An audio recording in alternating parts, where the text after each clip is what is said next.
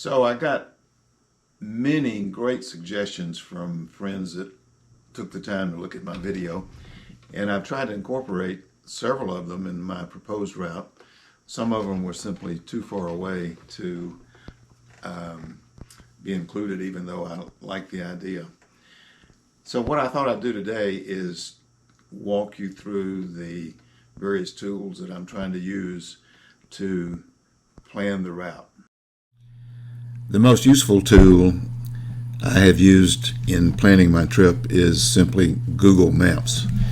I open Google Maps and basically I have the whole United States to choose from on this trip. So if I'm interested in a place or someone suggests the place, which I had a lot of those, I can look it up on Google Maps. For example, suppose I want to see Graceland, since I'm going by Memphis and I've never seen Elvis Presley's home. So I would simply Google it, click Save, and add it to my list of places that I want to consider visiting. So when I go back to my places and look at the list of places that I've saved on my USA road trip agenda, you can see I've now dropped a pin on Memphis. If I click on it, it'll tell me what it is, Graceland. I can go to the website and so forth. So just by using that tool, I've developed an interest in a lot of places, as you can see from this map. And obviously I'm not going to be able to go to them all, but it gives me a place to start and to remember locations I would like to visit. So once I drop all the pins on the map representing places I would like to visit, a preliminary route plan starts to take shape. Basically, I would start in Cashiers, North Carolina, go to Nashville,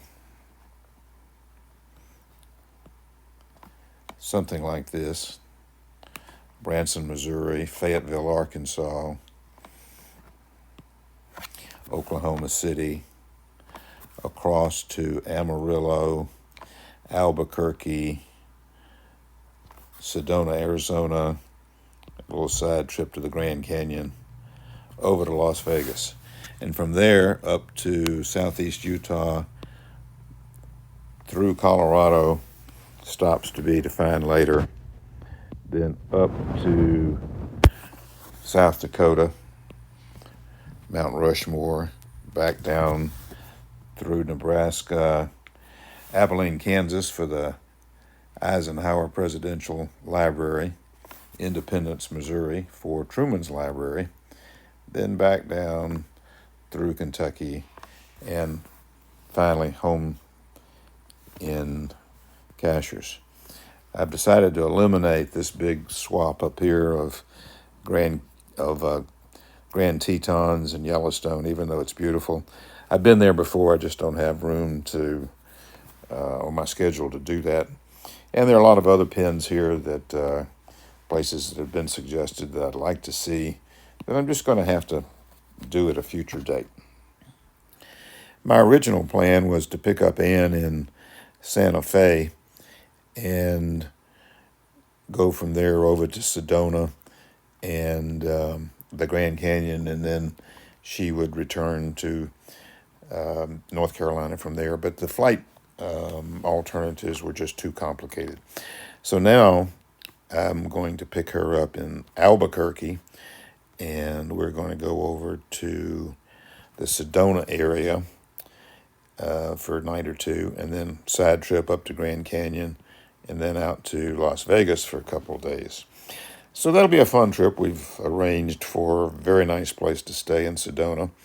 We've got several interesting places to stop along the way, and we've got a show scheduled in Las Vegas. So I think that'll be a lot of fun. Somewhat surprisingly, I had a number of people that suggested they would be interested in coming with me. One friend, Chris, my bridge partner from Atlanta and golfing buddy, wanted to join me on the first part of the route, maybe somewhere along in here. but he's gotten involved in some legal case that he's got to argue, and so there's a good chance he can't do that. So that's a shame, but he might still drop in, who knows. And then my oldest friend, Kirk, that I've known since I was 5 years old, is going to join me in Colorado, and I'm going to pick him up in Grand Junction, Colorado, and we'll wander through Colorado for a few days, and then he's going to depart from Denver. So it'll be great to have him. So I won't be alone for the entire trip, but I'll have enough time to do some thinking and some vlogging, but also have some companionship along the way. So I really like the way this is shaping up. I subscribe to a program named A Better Route Planner, which is available as a web browser or as an app. I'm looking at it at the moment on my desktop computer. And what I did was I laid out my key stops along the way to get my general route, and it recommends Supercharger stops.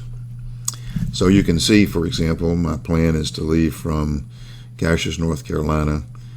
This red icon with the Tesla T is the Supercharger in Chattanooga, and then I would go up to Nashville, out toward Branson, Missouri, and so forth. So this just gives me a feasibility check on whether or not electricity is going to be available along my route, and it says that it is. It's a doable trip. I really don't think there's any trip hardly these days that you can't make with an electric vehicle.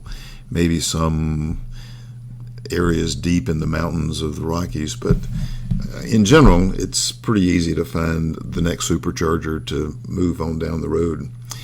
So you can see the charges are here. I would point out there are a few areas that appear in orange rather than blue, and these are areas where you have to reduce the speed.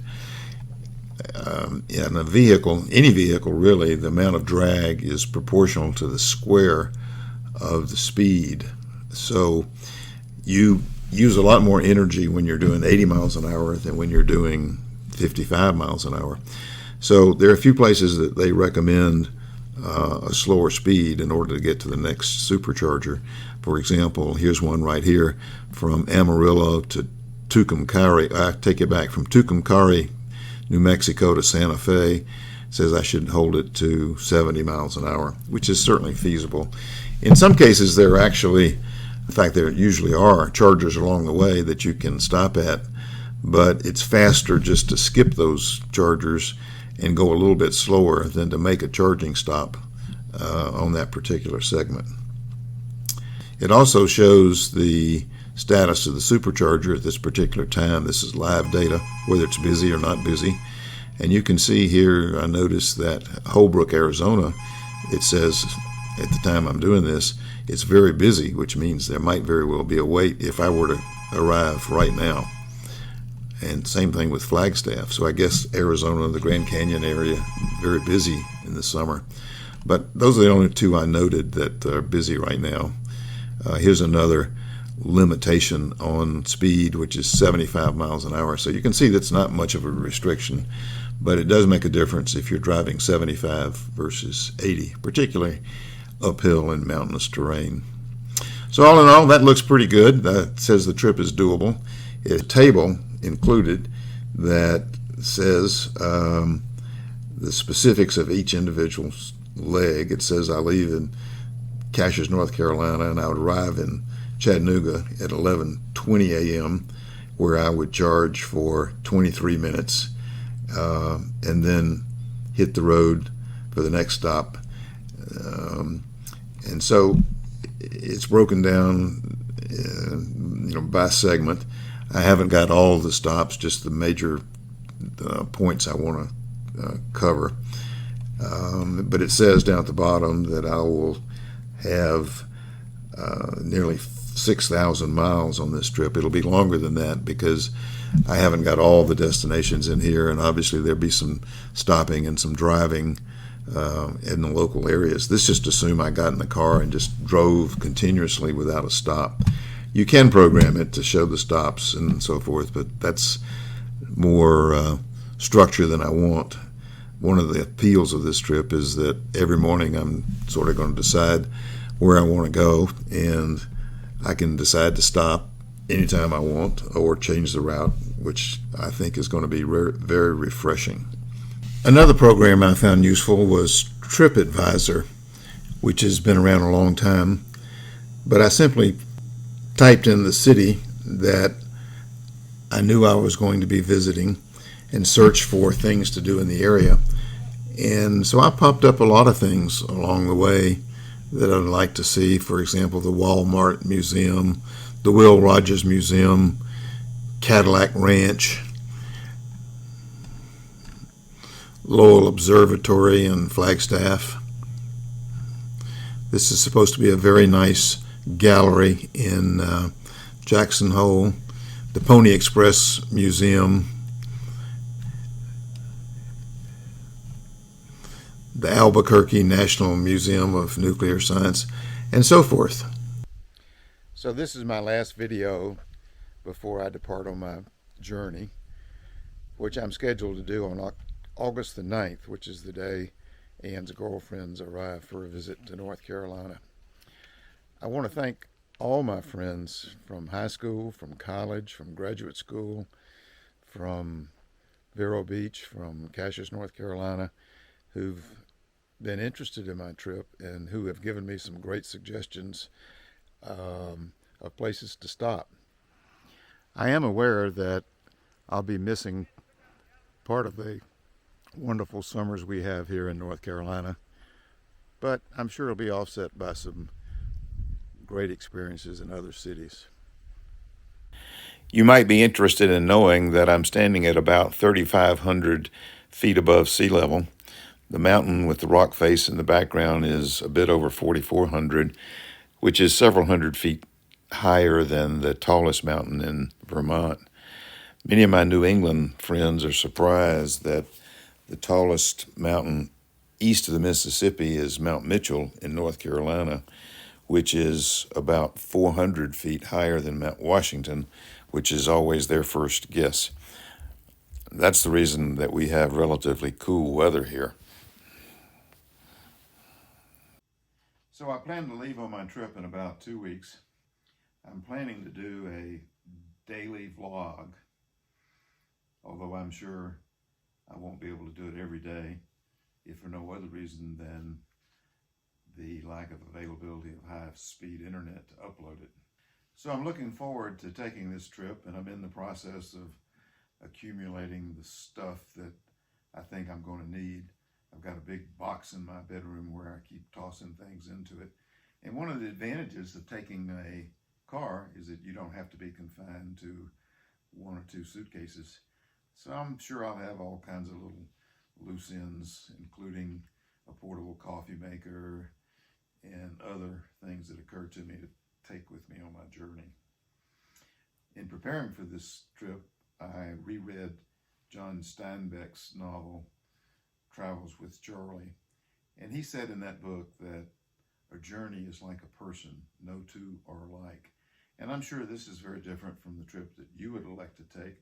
And in fact, it's probably going to be a little different than what I anticipate, because I'm going to be very flexible, and I probably will stay some places longer than I planned, and I probably will stop at places I didn't anticipate stopping at, and probably skipping a few places that I just couldn't get around to. I read where Mark Twain once said that if you look back, you will be more disappointed with the things that you did not do than the things you did. I actually used that comment in some conversations with my grandchildren, although I had no idea Mark Twain thought of it first. As I look back on my life, I wouldn't do very much different. But the only regrets or disappointments that I might have were the things I didn't try. And so I've actually tried to suggest to my grandchildren that you really should aim high, because you may very well be disappointed later in life if you didn't try to do that thing. Even if you failed, I think trying it and failing is better than not trying it at all, as long as you don't go crazy with it. Finally, I'd like to thank my wife, Ann. She's not particularly enamored with the idea of someone my age hitting the road for a bit over 3 weeks, but she's tried to be supportive, and I'm delighted that she's going to join me for a week. So this is going to be a little adventure for me, and I'm looking forward to it. And I truly appreciate all the support from my friends and family. As Roy Rogers used to say, happy trails, and I'll see you on the road.